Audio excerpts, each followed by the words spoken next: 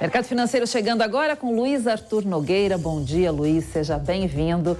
Luiz, conta pra gente, é verdade que vem aí um aumento do petróleo e isso pode chegar também nos postos de combustíveis para o consumidor? Só faltava essa, né, Cláudia Bartel? Bom dia a você, bom dia a todos. Muito obrigado a você pelo carinho da sua audiência. Vamos começar o mercado financeiro com esse destaque ruim.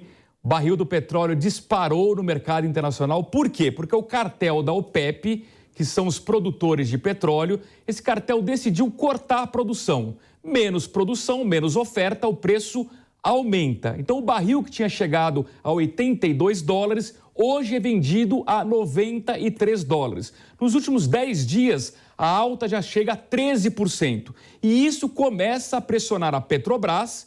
Vamos lembrar que a Petrobras, de julho para cá, fez 4 reduções do preço da gasolina, 3 reduções do preço do diesel. Isso ajudou no processo de deflação oficial do Brasil, uma deflação concentrada em combustíveis, é verdade, mas que impactou o IPCA de julho, de agosto e de setembro. E agora há uma pressão para que a Petrobras suba os combustíveis. Quem conta pra gente essa história é o repórter Rodrigo Viga. Ignorando inflação mais alta no hemisfério norte, perspectiva de crescimento menor nos países ricos ou até mesmo recessão e juros mais elevados, a OPEP, que é o cartel dos grandes produtores de petróleo do mundo, decidiu nesta quarta-feira cortar a produção em 2 milhões de barris dia. É a lei da oferta e da demanda. Se tem menos oferta de produto, a tendência é que o preço desse item comece a subir. Foi o que já aconteceu nesta quarta-feira, logo após o anúncio feito pelo cartel dos grandes produtores globais de petróleo. O barril do tipo Brent, usado pela Petrobras como referência para sua política de paridade de preços, teve uma alta de 1,71%. Subiu a 93 dólares e 37 centavos. O barril norte-americano fechou com alta de 1,43%, a 87 dólares e 76 centavos. O barril do petróleo, diante da perspectiva de um crescimento econômico mais modesto, até mesmo de recessão, vinha operando há alguns dias na casa dos 90 dólares. Aqui no mercado interno, segundo especialistas e analistas, já há uma pequena defasagem para diesel e para gasolina. A gasolina estaria 8% mais cara e o diesel 3% mais caro do que os parâmetros internacionais. Temos pela frente segundo turno das eleições e muitas dúvidas sobre o comportamento do petróleo no mercado internacional. O professor e economista do IBMEC, Gilberto Braga, analisa esta nova variável, o corte anunciado pela OPEP nesta quarta-feira.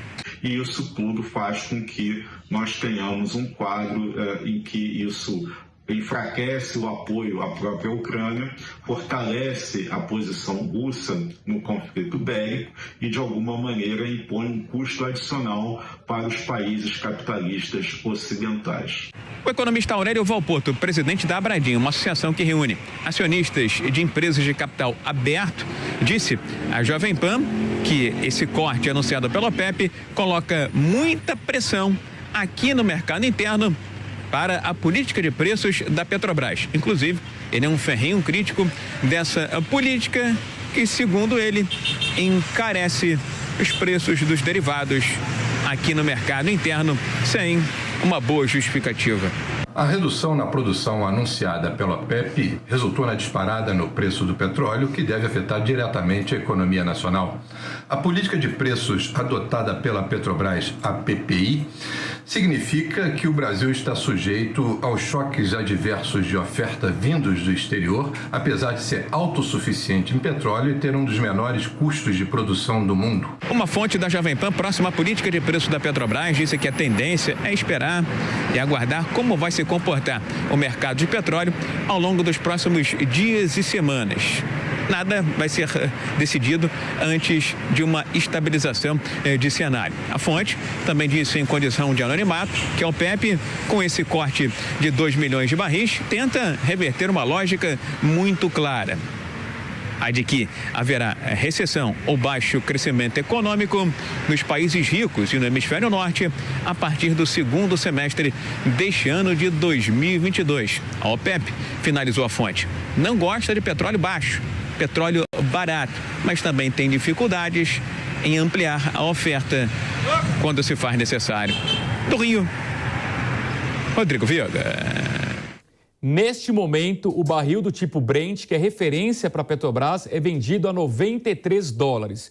O banco Goldman Sachs emitiu um alerta dizendo que se a OPEP continuar com essa postura de cortar produção, o barril pode voltar ao patamar de $130, que foi o pico atingido lá no começo do ano, no auge da guerra da Rússia na Ucrânia. E a grande pergunta é, a Petrobras vai ou não vai reajustar combustíveis aqui no Brasil? Para debater esse e outros assuntos, estamos recebendo aqui nos estúdios da Jovem Pan News Ricardo Martins, que é economista-chefe da Planner Corretora. Ricardo, bom dia, seja bem-vindo, tudo bem? Bom dia, Luiz, tudo bem e você? Tudo ótimo. Gostaria de agradecer a oportunidade. Prazer é todo nosso. Ricardo, eu queria ouvir a sua opinião, primeiro, sobre a decisão da OPEP de reduzir a oferta e, em segundo lugar, se isso vai obrigar a Petrobras a subir combustíveis aqui no Brasil. Muito bem. Bom, a redução da OPEP, ela vem justamente nessa ideia que a matéria citou, ou seja, como se trata de uma organização que cuida e trabalha muito bem esse lado demanda e oferta, eles não gostam de valores baixos. Então, essa expectativa de que o preço viria para baixo até de $80, como se observava rapidamente, fez com que eles tomassem uma decisão de cortar a produção com a desculpa de que produtividade ou mesmo a questão de poços já sendo explorados há muitos e muitos anos, seria importante manter os preços nesses níveis para que pudessem fazer com que os investimentos fossem intensificados. E a Petrobras terá de subir o preço aqui no Brasil ou você acha que ela consegue segurar durante um tempo? Bom, a lógica do raciocínio que foi imposto na redução de preços, ela tem que valer também para este momento de recuperação dos preços no mercado internacional, né? Obviamente que nós temos hoje, na redução dos preços internamente, um efeito ICMS que fez com que rapidamente os preços fossem negativos, né, caíssem. A gente tem uma força em termos de mercado internacional que vai ser muito mais poderosa e muito mais rápida. Vai da gente agora entender a própria governança corporativa da companhia, né, já que é uma empresa de capital aberto e tem ações em bolsa, de que esse momento é para se provar que realmente está tudo alinhado nas boas práticas, né? Pois é, a pressão política vai ser grande para um lado e para o outro. Daqui a pouquinho a gente continua a entrevista com o Ricardo Martins. Eu queria agora consultar, checar a situação do mercado financeiro. Para isso, nós preparamos 3 gráficos que nós vamos colocar aqui no telão para ver como é que está o humor do mercado financeiro nesta quinta-feira. Então, começando aqui com o índice Bovespa em alta de 0,31% aos 117.564 pontos, num contexto em que o mundo tem comportamento misto. Acompanhe que no próximo gráfico a gente tem uma situação inusitada. Nos Estados Unidos, tudo sobe, na Europa, tudo cai. Olha que interessante. Dow Jones em alta, 0,04%, S&P 500, 0,25%, Nasdaq subindo 0,64%. Na Europa, o oposto. Em Frankfurt, na Alemanha, queda de 24%, 0,24%, Londres, 0,99%, Paris, 0,76%, Madrid, 0,65%. Na China, a semana é de feriado, então essa queda aqui não conta, é uma queda referente à semana anterior. Em Tóquio, houve alta de 0,70%, em Hong Kong, uma baixa de 0,42%. No mercado de câmbio, que é o próximo gráfico, observamos hoje queda do dólar, pequena, é verdade, 0,11%, dólar vendido a R$ 5,00 5,19. O euro cai um pouco mais, 0,60%, vendido a 5,11, o dólar 5,19, o euro 5,11. Bitcoin subindo 0,32% aos 20.227 dólares. Queria chamar de volta o Ricardo Martins, ele que é economista-chefe da Planner Corretora. Ricardo, eu queria saber como é que a equipe da Planner está instruindo hoje os seus clientes em termos de investimento. O momento do Brasil é um momento de juros altos, tem oportunidade em renda fixa, mas é um momento também de oportunidades para a Bolsa de Valores, para quem olha o cenário pós-eleição. Qual seria a melhor estratégia nesse momento? Bom, Luiz, a orientação primeiro é definir o perfil do investidor, seja ele agressivo, moderado, conservador. Então, o primeiro momento é esse, identificar que perfil e que risco que o nosso cliente aceita, né? Segundo, o Brasil sempre foi um celeiro aí de grandes projetos e principalmente infraestrutura, mesmo empresas abrindo seu capital. Agora, infelizmente, com juros nesses níveis, ele acaba desestimulando um pouco a Bolsa de Valores. Mas é claro que também esses recursos chegam na Bolsa através daquele momento em que os juros são atrativos, então investidores estrangeiros chegam no país e também acabam compondo em algum momento nessa linha de raciocínio posições em companhias em Bolsa de Valores. Os PLs das companhias, assim como também da Bolsa, eles costumam estar nesse momento bem atrativos, no sentido de que o investidor que realmente compra cases de investimento, eles têm uma oportunidade muito grande na Bolsa atualmente. E é claro que, independente de quem ganhar, os recursos estarão vindo para o Brasil para que a gente possa alocar da melhor forma possível dentro do risco que o cliente aceita. Bom, o Ricardo Martins continua com a gente aqui no estúdio da Jovem Pan News. Eu queria colocar na conversa a repórter Camila Yunes, que está ao vivo, com um tema importante, passagens aéreas. Por quê? Porque o querosene da aviação civil foi reduzido pela Petrobras durante várias semanas. E havia uma expectativa por parte de nós, passageiros, de que o preço da passagem aérea iria cair. Mas até agora, a percepção é de que não houve essa queda. É uma percepção correta? Já houve queda? Há alguma previsão? Camila, bom dia, seja bem-vinda. Oi, Luiz, muito bom dia para você, para todos que nos acompanham aqui no mercado financeiro. Olha, tem que esperar mesmo toda essa movimentação do mercado, a redução. Tivemos um probleminha técnico com a Camila, mas já deu para ver ali pela manchete que a passagem aérea subiu em julho, 15%, né? Ao invés de cair. A gente tem um contato restabelecido. Camila, acho que agora o seu sinal melhorou. Por favor, traga para a gente a informação completa. Vamos lá, Luiz. Como a gente estava falando, teve essas reduções da Petrobras por parte da petroleira, mas nesses últimos 3 anos houve um aumento geral do preço do querosene de 170% do querosene de aviação. E isso acaba, claro, né, acaba impactando no bolso do brasileiro. Para a gente ter uma ideia, o valor médio em mês de julho, que foi comercializado, né, as passagens aéreas, ficou em R$ 597,91. Para a gente ter uma ideia, lá em 2019, no mesmo mês de julho, esse valor era um pouco mais baixo, de R$ 516,36. No acumulado de 7 meses, nesse ano de 2022, a passagem, né, a tarifa média ficou em R$ 606,42, né? Um aumento de 20,8% em comparação a 2019. E aí, Luiz, Brasília foi o local que teve o menor valor no mês de julho, ficando em R$ 511,68. O maior valor ficou em Roraima, viu? Um valor de R$ 1.119,42. Então, claro, isso a gente sabe que tem impactos, né, da guerra da Ucrânia, da crise econômica causada pela pandemia de coronavírus. A Petrobras vem fazendo essas reduções, mas no acumulado houve esse aumento de 170% e os brasileiros ainda não conseguem sentir um alívio no preço das passagens, não. Ainda está mais caro as passagens aéreas, viu, Luiz?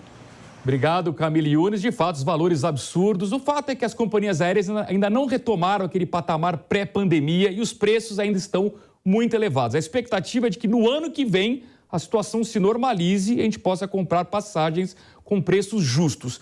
Por falar em passagens, eu vou chamar agora o repórter Bruno Pinheiro, que está acompanhando o dia do presidente Bolsonaro, candidato à reeleição. Bruno, bom dia. Eu não sei se o presidente já deu alguma declaração pública hoje, mas eu aposto que ao longo do dia alguém vai perguntar para ele essa história se a Petrobras vai ou não subir preço de combustível aqui no Brasil. Bom dia, Bruno, seja bem-vindo.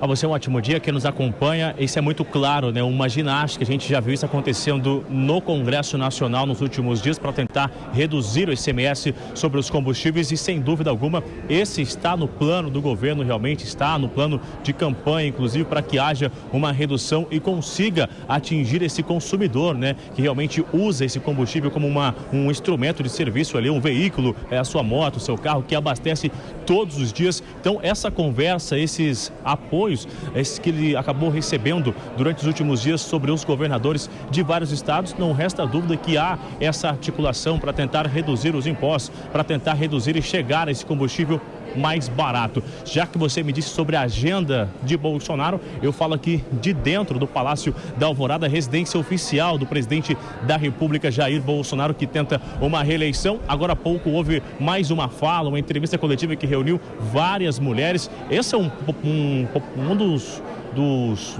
uma questão muito importante, melhor dizendo, sobre as mulheres, né? Que havia uma discussão sobre as mulheres ou não, e aí as mulheres se reuniram hoje aqui com vários deputados que foram eleitos para realmente falar sobre o apoio de governo, e neste momento uma reunião muito importante com o governador de Goiás, Ronaldo Caiado, que para realmente articular e declarar o seu apoio novamente. Então a gente aguarda mais uma entrevista coletiva daqui a alguns minutos para que possa reafirmar, declarando este apoio aqui no Palácio da Alvorada. E na sequência ele segue até o estado de Minas Gerais, onde existe um outro encontro, um evento de campanha. A campanha está na rua, segundo turno, tem todo mundo querendo vencer as eleições, e essas articulações acabam sendo normal aqui no Palácio da Alvorada, viu? Volto com vocês no estúdio.